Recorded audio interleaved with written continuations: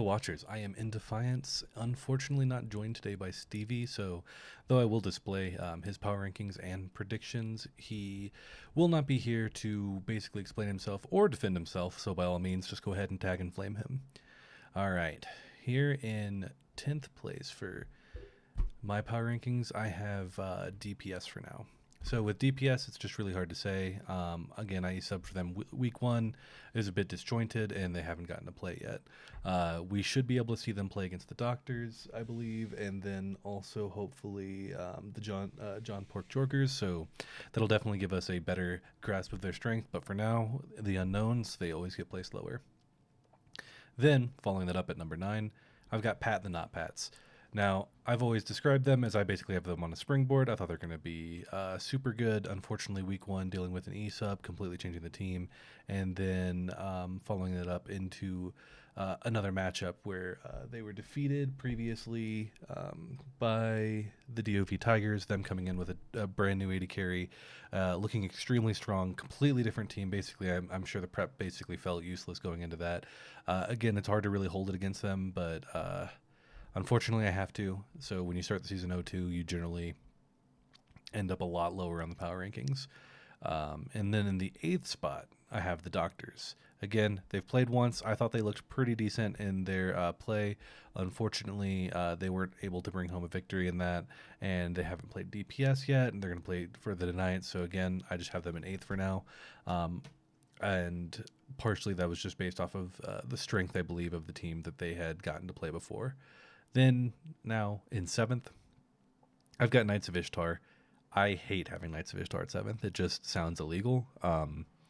Generally, they're always a top team. I think that losing last week was extremely unfortunate. When I watched it, basically, it seemed like that they had a good chance to take each game, but Mingoed it up and ended up coming out of that actually with a 2-0. So basically, this is another team that I would easily expect to be up there, but unfortunately, I just haven't really gotten to see the results yet. But so far, they made the roster swap we were talking about. They're getting used to Fearless. They're learning to adapt. So overall, I still expect Knights of Ishtar to perform very well, and I don't expect them to stay in this spot for long.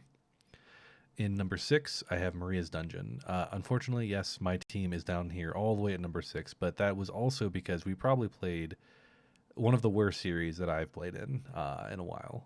I'm not really going to make any excuses. I think Cowboys came in prepared. Their drafts looked great, and I think we looked disorganized. We looked disjointed, and overall, extremely bad series from us. Extremely bad. So even though we are one of the 1-1 teams, I have us down here for now. Hopefully, basically, we'll see reasons to bring us up in the future. But for now, man, that was a very, very tough loss, and hopefully we bounce back this week, and I can put us in the upper echelon with the other teams that definitely deserve it.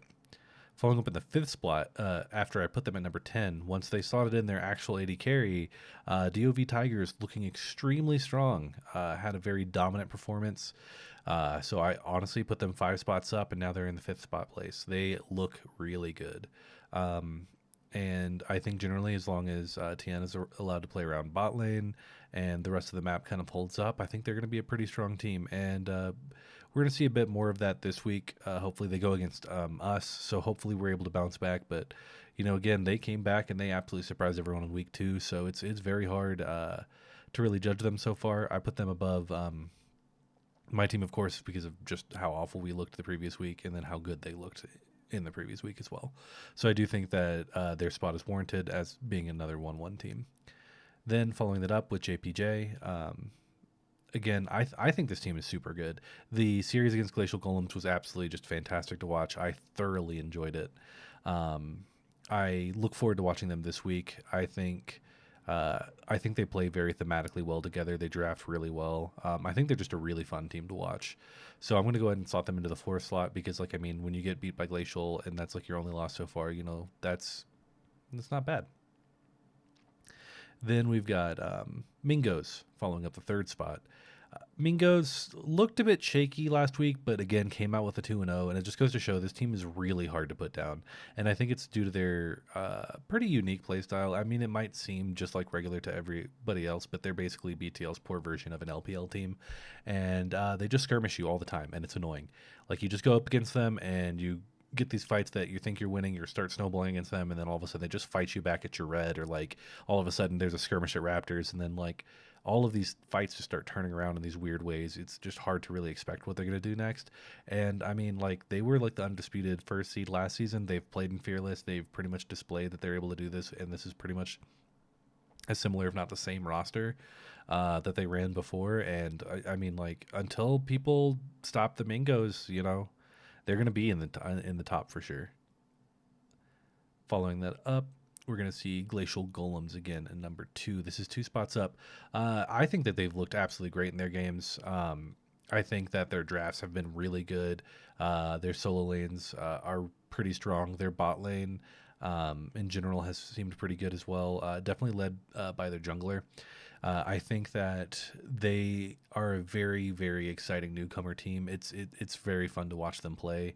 Their drafts are innovative, also just very thematic. It seems like everybody gets to play their comfort picks constantly. And honestly, regardless of ranks of anybody in any role, I think just sometimes you'll see all cylinders firing, and I think that's very important in comp games. And like until they falter, I just think they keep looking better and better. Now, as everybody has surmised, Cat Cowboys number 1 absolutely thrashed us in week 2. Thrash Marie's Dungeon, in case you don't know who us is. They just look really good. They look like they're prepared to win.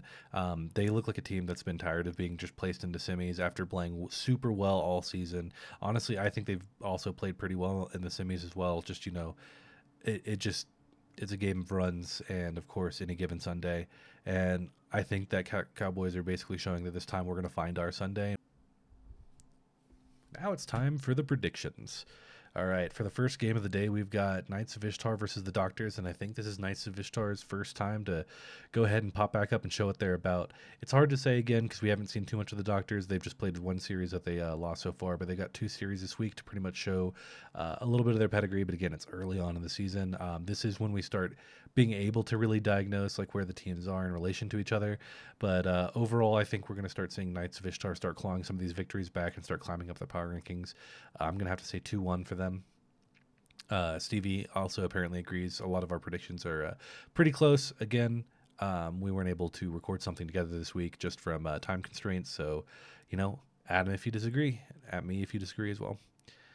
Following that up on Saturday at 6 p.m., we've got Glacial Golem and Pat and the Not Pats. I think that it's going to be a 2-1. Stevie says 2-0. I definitely think Glacial Golem's super strong. I think they're going to end up taking the series, but overall, I don't know if this is copium, but I still believe in the Pat and Not Pats. I think that they had an unfortunate series last week, and basically, I think some of their game plan basically just kind of fell apart. And then they basically kind of got ego checked in game 2 without like as much of a thematic draft. I think that basically they should show a bit more of a fight, but I think Glacial Golems will be a little bit too put together to really put them over the edge. I think they're going to take at least one game. I could see the series going either way, but I mean, I personally still think Glacial Golems are going to take it. Then on Saturday, we got DPS versus JPJ. I'm going to go 1-2. It's going to be in favor of JPJ. I think that JPJ is a very strong team. I think they're looking back to lick their wounds and basically come back a little bit stronger. I know that they also had a fantastic series against Glacial Golems the previous week. I think that with the drafting edge and the synergy that JPJ has, they're definitely going to get two wins. It's rather if they can stop DPS from getting one. Again, there's a lot of people who have success on DPS, and I do think that they will scale into the season a bit, but it's going to be hard to say if it'll be too little too late or exactly what's going to happen, but I do think JPJ is going to show their pedigree, and I do think they're going to take the series. Then on Sunday at 6 p.m., we have Maria's Dungeon versus DOV Tigers. This one's pretty interesting because the Tigers just came back with a vengeance last week against Pats and the Not Pats, and that's the team that Maria's Dungeon had already beat as well. I think that basically if Maria's Dungeon looks anything like they did the previous week, I do think that the DOV Tigers would take it 2-0. I do think that we are going to bounce back and look a little bit better. again, it's hard to basically count myself out of a game, so I'm going to say 2-1. Apparently, Stevie agrees. I I think DOV Tigers will be definitely very difficult to beat. I think that without really having seen too much from their bot lane in general, or too much of their gameplay now that they have like what is considered their full roster, I think that it's going to be an extremely competitive series and go either way. And I'm basically hoping that with the prep that we've done from Maria's Dungeon, that we'll basically be able to pull ourselves over the edge. I do think we'll look at least better this week for sure, and I do think that it's going to be at least 2-1 for our favor. Again, I wouldn't be surprised otherwise. DOV Tigers look good, but I'm going to have to go with my team on this one, if not just for my own ego. And then we're going to follow that up with Cat Cowboys versus Mingos. Again, this is going to be a fantastic matchup. Super good. Cat Cowboys come in prepared. They look great. They know exactly what they want. Meanwhile, Mingos, who knows what they want? They know what they want. Nobody knows what they want. And it doesn't matter how good you've looked. It doesn't matter if you get ahead of them. You can never count them out. I think this is going to be where we start to see Mingos start to falter a bit. But again, how many times have I said that the previous seasons? How many times have I said that in previous series? I still think it's going to be 2-1 Cat Cowboys. But again, Mingo's like to Mingo, so it's really going to be hard to say about that. I think that this is going to be the game that the Cat Cowboys pretty much prove that they're on the top of the table and will help open up, like, pretty much be like the nice like curtain closer to like the act one pretty much of this season so far, showing that they've got the pedigree to be a top 2 seed and that they want to go into the playoffs with a passion. That about wraps it up for week 3, day 1. There should be other content slowly trickling out through the weekend, including some interviews that people were excited about. I'm really excited. I think there's going to be some great games this week. I think that so far, despite the 2-0s, like a lot of the veteran teams, a lot of the new teams as well have shown a lot of spunk. I think that this is probably one of the most competitive, or at least higher level feeling splits already from BTL. Not to talk smack about any of the other splits, obviously. I just think that a lot of these teams are pretty comparative, despite the 2-0s. But I don't know if some of that is just copium from the perceived growth that I expect from some of the teams returning or otherwise.